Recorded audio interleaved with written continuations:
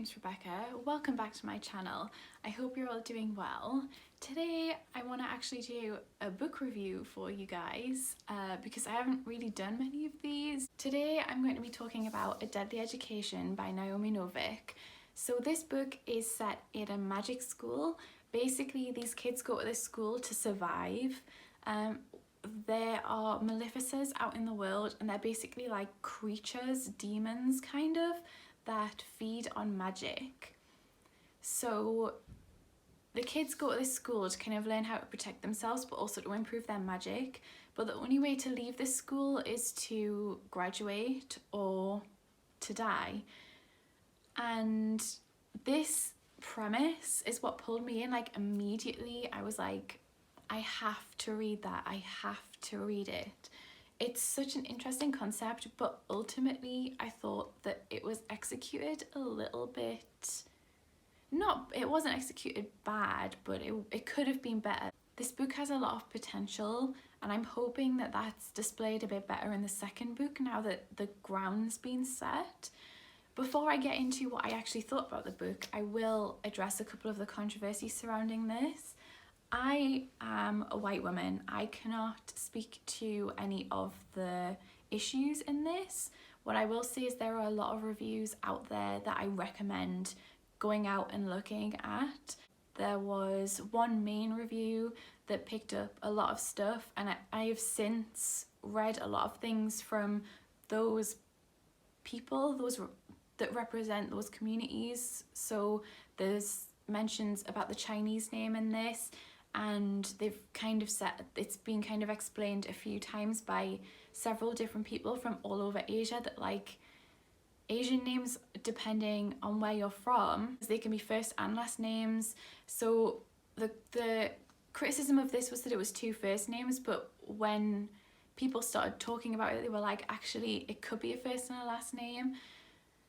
And it depends on which way you're saying it. Are you saying the anglicized way? Are you saying it the proper way? You know, all of that stuff, it depends. I've seen people comment on the dreadlocks. A lot of people found it offensive. I personally thought it wasn't done in malice, I don't think, but it was a bad example, and Naomi Novik should have known the connotations that has and why she shouldn't use it as an example. But I've seen a lot of people say like, look, in context, that's fine. I mean, but I would say the vast majority of people find it offensive, and I can absolutely see why. The other main criticism of this book was that the main character in this, Galadriel, is half Indian. Her father's Indian. He dies before she's born. Her Indian family, basically, there's like a prophet in the family, and she foresees Elle being evil, and then that's it. You don't really see her Indian family again, and so she's basically grown up without any of that influence, totally disconnected from her culture. And so you could replace her with a white protagonist and it would be exactly the same.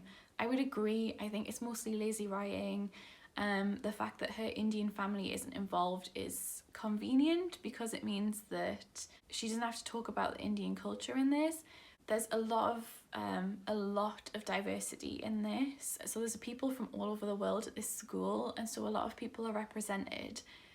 And it's not really spoken about. Like, you find out where they come from, or like in Elle's case, you know that she's half Indian, but that's it. Like, there isn't a lot of commentary about race in this, and I think that's probably a good thing given what mistakes Naomi Novik has made in writing this book. I think that a lot of it honestly is laziness, but I know she has apologized for the dreadlocks passage. I don't know if she has she said anything about any of the other concerns anyone has, but I am hoping, because she's actually listening to a lot of the criticism and she knows what's being said, that she's going to improve in the second book. But yeah, I would recommend reading reviews on both sides from own voices people, because that for me was really helpful in reading this critically, one, but also in how I consumed and formed opinions. Slight angle change because I had to take a phone call, and slight lighting change because the clouds have decided to cover every single bit of sky. So now just onto my opinions of this book. I was really highly anticipating this book. When I saw that it was coming out, I pre-ordered it immediately. Ultimately, I think it was a little bit disappointing for me. This book is like the writing's okay. It's very different to how Naomi Novik's other books are written, in my opinion. It reads a lot younger. It's a totally different setting and a totally different feel, where this is very dark and it's quite morbid. Her other books have been quite fairy tale like, or at least I thought so. I haven't read the Temeraire series, so I don't know about that, but Uprooted and Spinning Silver are definitely more fairy tale-esque. I thought Elle was pretty funny as a character. So Elle is this very powerful magician, I guess. I don't know what they kind of call themselves in this. I don't think there's a name for magic users in this, but basically Elle's very powerful and she's also kind of destined to go evil. So when she asks the school for a spell, which is basically what you can do if you need to know something, you can like ask the school, or if you need something in the library, it might show you certain books and not others. The school keeps giving her these really powerful like apocalyptic spells, and she has to try and use them like on a really small scale so that she doesn't destroy the world. And I thought that was really funny. I thought it was a really good original take on like the anti-hero, I guess. I also thought her like monologue was quite funny as well. She's a really interesting character in a really interesting setting, and I really enjoyed it.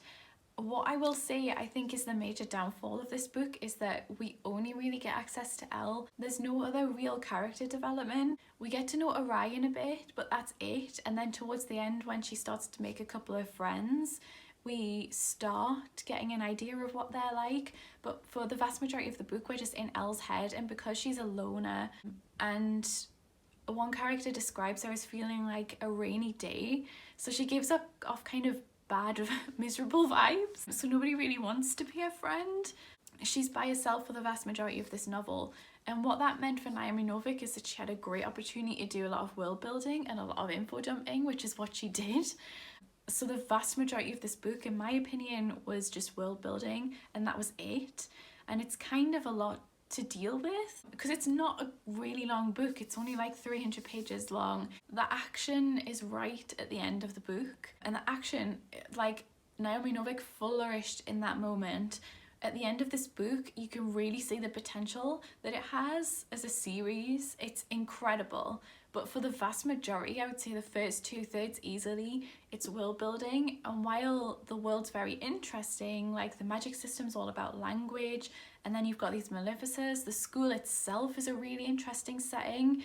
But instead of subtly weaving all of this world building and this lore into things that are happening, we just get told by Elle, her internal monologue. All of it is explaining exactly what all of this is, how it works, what this is, what that is, how this spell works, how this lesson works, the class system, which Naomi Novik deals with very well in this, I thought. The one thing that she does extremely well for the whole of this book is have this look at how wealth and how connections affect your opportunities and your prospects, and what resources that you have. That was all really interesting, and I think was done really well, and it was weaved in amongst other stuff, but the rest of the world building was very info dumpy. And so for a long time I really struggled to get through this book. I thought I was going to fly through it, and I ended up spending ages reading it because I ended up not wanting to pick it up because I knew that what I was going to be reading was world building and nothing else. So I think that's ultimately its major downfall. So like it balances out as okay. There's a funny main character. The action when you get to it is amazing. but there's a lot of info dumping in this. I mean, if you're into world building and you love reading about world building, this is the book for you. Honestly, it really is. But for me, it was just a bit too much. So I ended up giving it a 3 out of 5. I think this series has a really good potential. I'm really excited to read the second one. I think it's going to be good.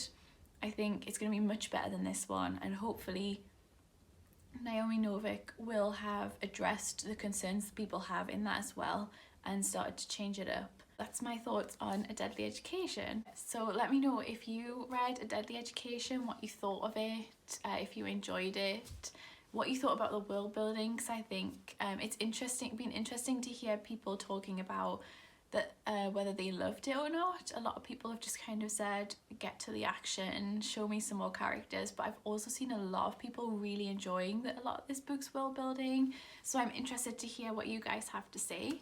And that's it, really. Thank you for watching. Like this video if you liked it, subscribe if you want to see more for some reason, and I will see you guys in the next video. Bye.